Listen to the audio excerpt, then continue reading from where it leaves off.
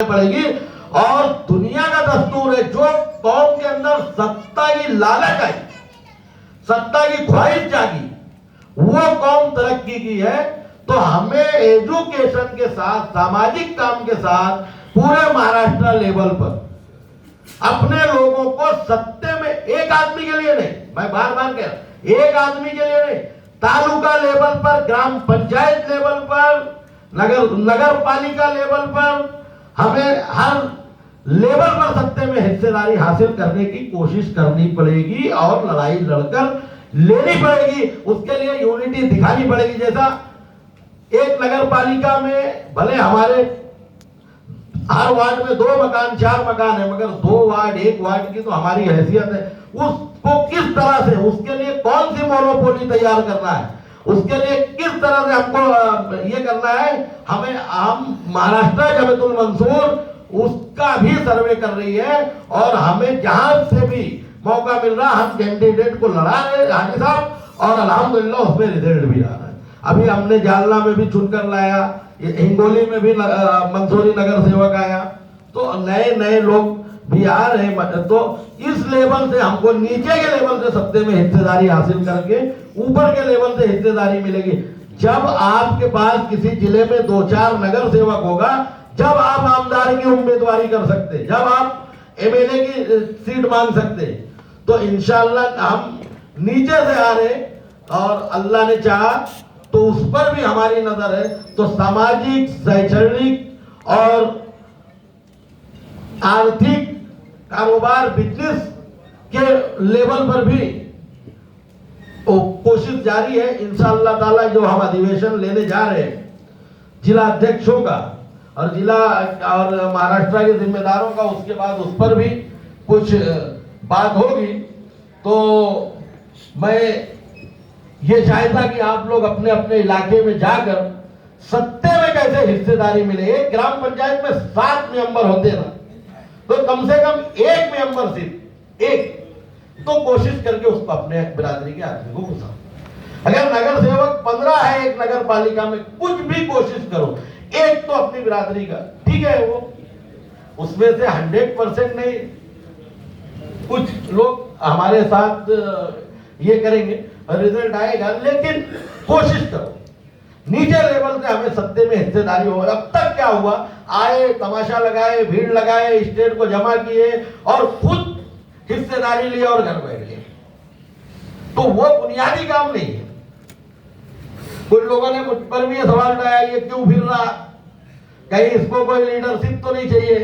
मेरा दावा है, महाराष्ट्र लेवल पर जिसको लीडरशिप चाहिए वो आए मेरे पास, इस जिला लेवल पे जिसको लीडरशिप चाहिए वो आए मेरे पास, तालुका लेवल पर जिसको लीडरशिप चाहिए वो आए मेरे पास। हर किसी के लिए मोनोपोली बनाई जाएगी और मदद की जाएगी। और अगर आरिफ मंसूरी अपनी सदारत में महाराष्ट्र में 2-4 आमदार चुनकर लाने के लिए उसको 25-50 लाख रुपया जेब का गंवाना पड़ेगा, तो इंशाअल्लाह ताला ये भी कुर्बानी देने के लिए मैं तैयार हूं। मैं ऐलान करता हूं कि आप एमएलए की तैयारी करो, 2024 में लड़ने की फंडिंग की तैयारी हम करेंगे इंशाअल्लाह ताला आने वाले दिनों में। है ऐसे मंजूरी, हाजी साहब आपने सही बताया, मार्बल संगमरमर के दरवाजे हैं, ऐसे लोगों के पास हम और आप जाकर मांगेंगे कि हमें सत्ते में हिस्सेदारी की लड़ाई लड़नी है, हम जीत सकते हैं, मगर हमारे पास फंडिंग की तकलीफ है, टिकट की तकलीफ है। हम हर दौर से प्रेशर बनाएंगे और सत्ते में हिस्सेदारी हासिल करने की कोशिश करेंगे इंशाअल्लाह ताला। उसी तरीके से आप तालुका अध्यक्ष का और जिला अध्यक्षों की ये जिम्मेदारी होनी चाहिए। आप हर नगर पालिका पर, हर ग्राम पंचायत में नजर बैठा लो कि अगर अपनी कहीं से भी बात बनने की उम्मीद है, एक नगर सेवक भी हम चुनकर ला सकते हैं, एक अगर ग्राम पंचायत का सदस्य चुनकर ला सकते, तो उस पर मेहनत करो। और जहां भी हमारी जरूरत पड़ती स्टेट कमेटी की, आप हमें आवाज दो, हम आधी रात को वहां पर पहुंचेंगे और इंशाअल्लाह अपने भाई को सत्ते में हिस्सेदारी उस कारपोरेशन में, उस जिले में हम दिलाने की पूरी कोशिश करेंगे।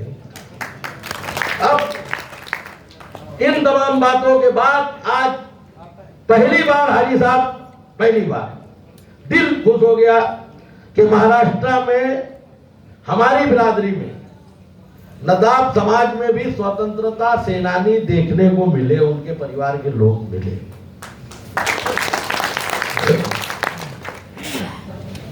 नदाफ सरनेम हाजी साहब 1920 से पहले पूरे हिंदुस्तान में नदाफ था।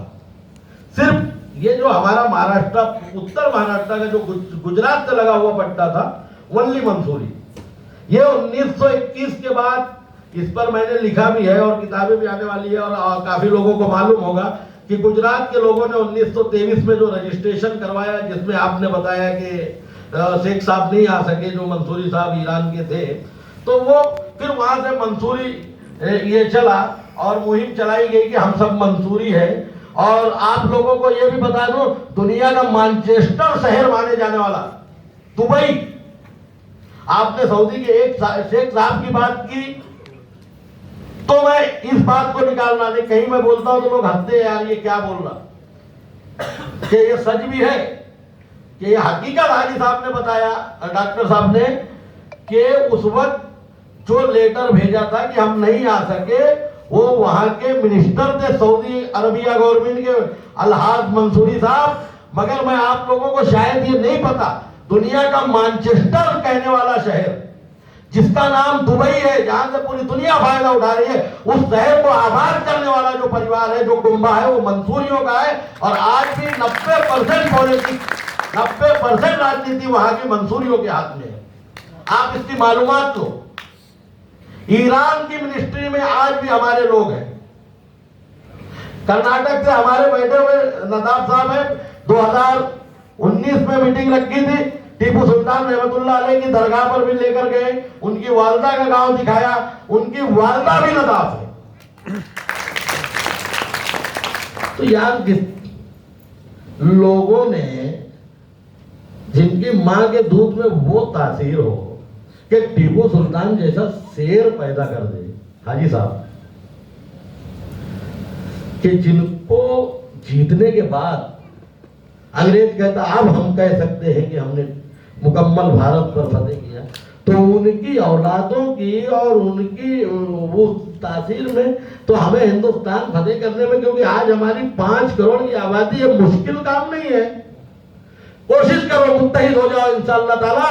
वो दिन दूर नहीं है कि महाराष्ट्र के मुसलमानों का मुस्तकबिल का फैसला महाराष्ट्र का मंसूरी पिंजारी नदाफ करेगा, और मैं मजबूर कर दूंगा यहाँ की, अगर अल्हम्दुलिल्लाह इंशाअल्लाह आप लोगों का साथ रहा, तो मैं मजबूर कर दूंगा यहाँ की गवर्नमेंट से लेकर यहाँ के सियासी हुक्मरानों को, कि यहाँ के महाराष्ट्र के मुस्लिमों का अगर कोई मुस्तकबिल का फैसला करना होगा, पहली दावत हमारी जमात को आएगी, उसके बाद वो किसी को बुलाएंगे। हम नहीं होंगे तो इंशाअल्लाह ताला कोई फैसला नहीं होगा। ये जिम्मेदारी मेरी है, सिर्फ साथ आप दे दो, एक बात। और मैं कभी किसी से ना डोनेशन मांगूंगा और ना तो मैं चंदे वाली जमात चलाता। जब तक मेरे पास मेरे जेब में खर्चा करने की ताकत होगी, जेब का, और जब तक मेरे अंदर शौक जज्बा होगा, तब तक लड़ाई लड़ूंगा। नहीं उस दिन इसी में से किसी को आवाज देकर बुलाऊंगा, आओ किसको महाराष्ट्र की सदारत लेना है, और अपने हाथ से देकर अपने घर चले जाऊंगा। तो आप लोग बेबाकी से मेरा साथ दो, जमीयत का साथ दो। रिजल्ट बहुत सारे आ रहे हैं, मालूमात लो, और आगे भी इंशाअल्लाह ताला आएंगे।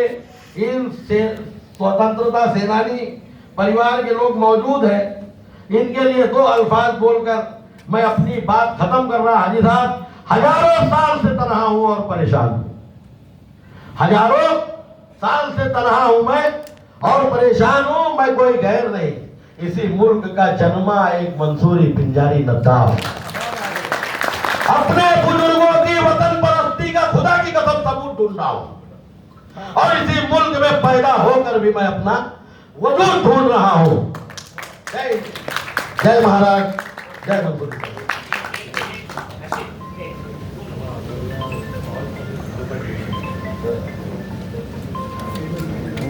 लेटर देने का वक्त ये तो सलीम साहब को तो फाइनल है ना।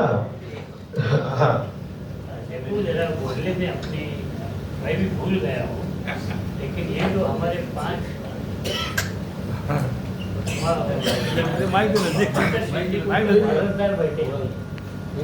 यहाँ बैठे हुए लोग हैं पाँच सात है कैसे ये 6 लोगों की कुर्बानी के बारे में मैंने यानी मेरे बोलने की इसमें रह गए, मैं उनकी माफ़ी मांगता हूँ और मैं आपसे भी डिस्कस करता हूँ। अभी जो बुल्ढाना में मैं गया था, परवनी में मैं गया था, लेकिन अब कोई भी नहीं जानता मुझे, है ना सर। तो इसलिए क्या है, ये जमात की तरफ से ये जो स्वतंत्र सैनिक है हमारे, उनकी एक नदाब पिंजारी मंसूरी की फेरिस्त बनाओ। आप तो परवनी को होंगे, इसमें होंगे, तो नाम कब ये कहता है हमारा जो अभी मैं पंढरपुर का ही रहने वाला, हमारे चाचा थे यहाँ इस बैठे हुए मेरे चचेरे भाई हैं नदाब, ये जो खाजा नदाब बैठे हैं चचेरे भाई हैं मेरे, तो उस खानदान से वो मेरा नाम था, मैं उनको लेख भी लिखा था, बड़ा वो बुलाया भी, लेकिन बाकी लोग मालूम नहीं है। जगह जगह ऐसे लोगों ने हमारे लोगों ने भी कुर्बानी दी है। आज के माहौल में ये बहुत जरूरी है समझो, कि मैं बोलने के इसमें मैं भूल गया कि आज तुम क्या हैं, अरे हम क्या, हम तो इस वतन के मूल पिंजल ये शब्द है संस्कृत में, उसका अर्थ है कपास और पिंजल से बना है पिंजारी, है समझ में। तो मंसूरी की बात बताई आपने, नदाब ये नदाब डबल जो है ये अरबी से आया हुआ है, उसका जो अर्थ कपासी होता है। तो ये जो है ऐसा संशोधन की नज़र से भी अपने को काम करना है और मैं उनकी माफी मांगते हुए हमारा ये देता हूँ कि आपने फिर से एक बार बोल देता हूँ भाई, हजारों साल से तन्हा हूँ, परेशान हूँ, मैं कोई गैर नहीं, इसी मुल्क में पैदा हुआ, मंसूरी पिंजारी नद्दाफ हूँ, अपने बुजुर्गों की वतन परस्ती का सबूत ढूंढ रहा हूँ, इसी मुल्क में पैदा होकर भी मैं अपना वजूद ढूंढ रहा हूँ। जय हिंद, जय महाराष्ट्र। मैं ये कह रहा था कि महाराष्ट्र प्रदेश जमीयतुल मंसूर कार्यकारिणी में हमारे सलीम भाई नदाब, इनको लिए जाने का फैसला पिछले 6 महीने पहले हम लोगों ने मुंबई में जो कार्यकारिणी मीटिंग हुई थी उसमें लिया गया था, लेकिन हसीब भाई का कहना है कि आप इस मंच से ऐलान कर दो, तो ऐलान की जरूरत नहीं, उनको तो हम लोगों ने कई उस पर लिखा है, कई स्टेज पर जो प्रोग्राम हुआ या कई जगहों पर दावतनामे पर उनके कार्यकारिणी के साथ नाम आया। दूसरे हमारे सरदार नदाब सर साहब जो है, इनको मैं मुबारकबाद देता हूँ।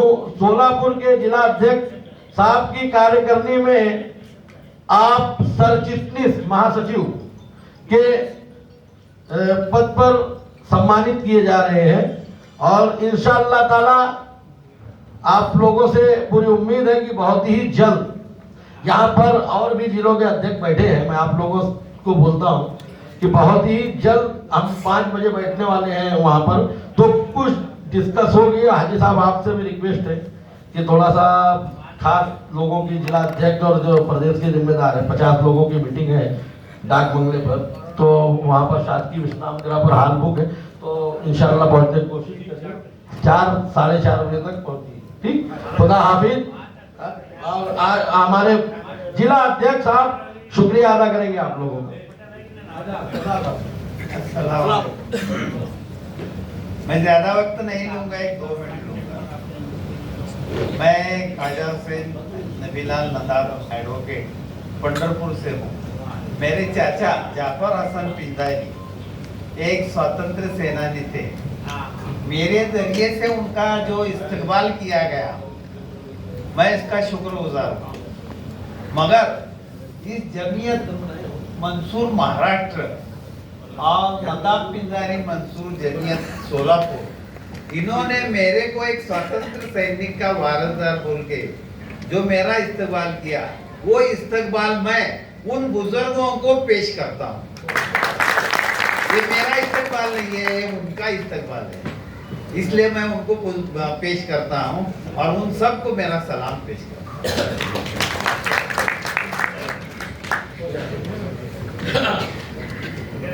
बहुत बहुत शुक्रिया।